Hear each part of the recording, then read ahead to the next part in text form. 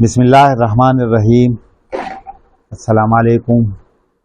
میں ڈاکٹر تاج محمد خان آپ کی خدمت میں حاضر ہوں۔ میں اپنے یوٹیوب چینل میں آپ کو ویلکم کرتا ہوں۔ اگر آپ کو میرا لیکچر پسند آتا ہے اور آپ اس کے لیے نئے ہیں تو براہ کرم اس کو سبسکرائب کریں اور بیل آئیکن کا بٹن دبا دیں تاکہ میرے اگلے سارے لیکچر آپ کو بر وقت پہنچتے رہیں۔ اس کو آگے شیئر کر لیں تاکہ دوسرے لوگ اس سے استفادہ کر سکیں۔ ایک اور گزارش ہے کہ اگر آپ کسی بھی بیماری کے بارے میں آگاہی چاہتے ہو تو مجھے موبائل یا واٹس ایپ پر مطلوبہ ٹاپک سے آگاہ کریں تاکہ اگلے لیکچر اس کے بارے میں آپ کی خدمت میں پیش کر سکوں۔ پیرالائسس پارٹ 3 یا لکوا ادرنگ حصہ سوم آپ کی خدمت میں پیش کرنا چاہتا ہوں۔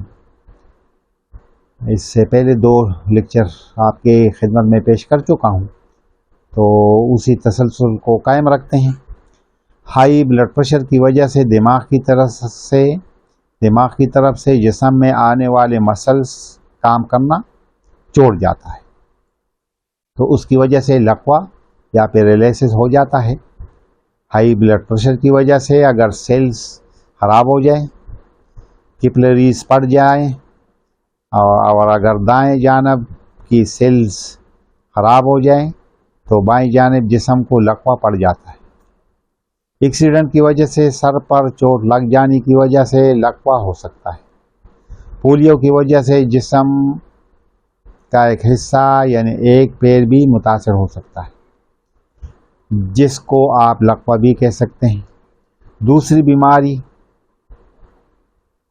سیریبرل پلسی اور ملٹیپل سکلیروسس کی وجہ سے اور اسپائنل کارڈ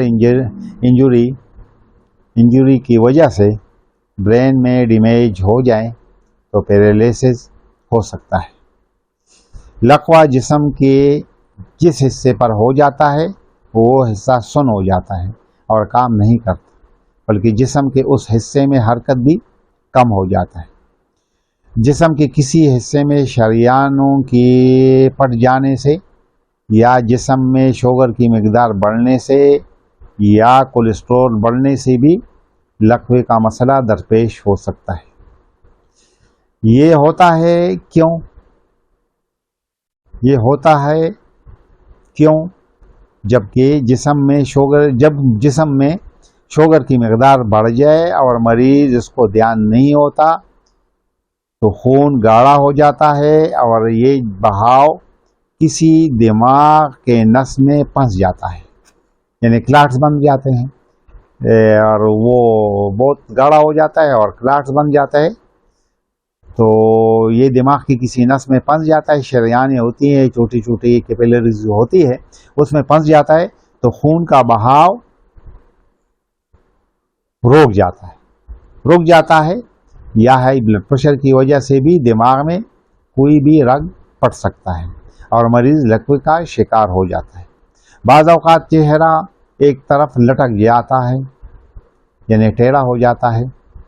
اس کی مثال ہے اگر پیر پر ہو جائیں تو پیر سن ہو جاتا ہے اور چلنے پھرنے میں دشواری پیش آ جاتا ہے، بلکہ اکثر و بیشتر مریض ویل چیئر کے بغیر چلنے پھرنے سے معذور ہو جاتا ہے۔ مریض بولنے سے معذور ہو جاتا ہے یا بولنے میں لڑکڑاہٹ ہو جاتا ہے محسوس کرتا ہے۔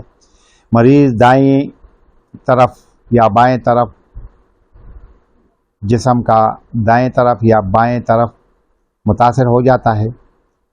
تو آپ سے درخواست ہے کہ شوگر اور کولیسٹرول اور ہائی بلڈ پریشر کو کنٹرول کریں اور اس کے لیے پرہیز ضرور کریں۔ کولیسٹرول کو کنٹرول کریں۔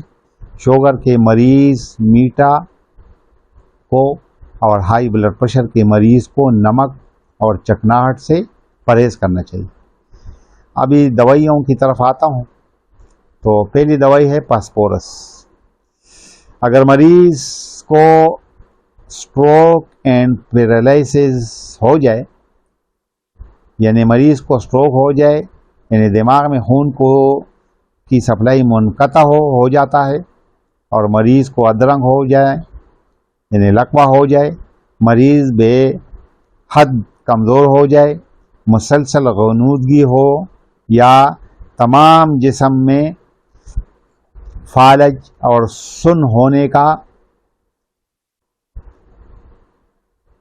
اور چوٹ جیسے درد کا، اور رات کو بائیں جانب سونے سے تکلیف میں اضافہ ہونے کا احساس ہو تو پاسپورس 30 اس کے لیے اولین اور بہترین دوا ہے۔ دوسری دوا ہے ایسٹپیکرینم 30۔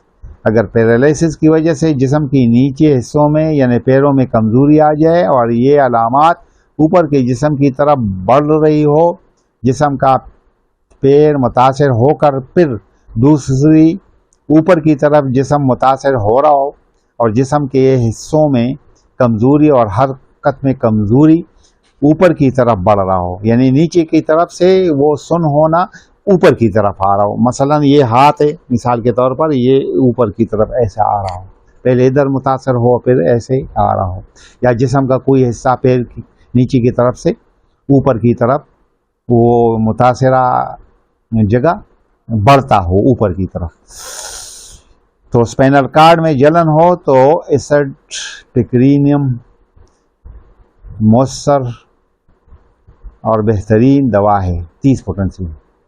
ایک اور دوا ہے کاکولس 30۔ اگر مریض کو پیرالائسس کی تکلیف میں اضافہ ہو اور گھٹنوں میں درد اور سوجن ہو جائے، مسلز یکدم اکڑ جائے اور یا اکڑ میں اضافہ ہو جائے تو کاکولس 30 بہترین اور اولین دوا ہے۔ اگر آپ کوئی طبی مشورہ کرنا چاہتے ہو تو میرا موبائل نمبر یا واٹس ایپ پر آپ رابطہ کر سکتے ہیں۔ میرا نمبر ہے 0321529863۔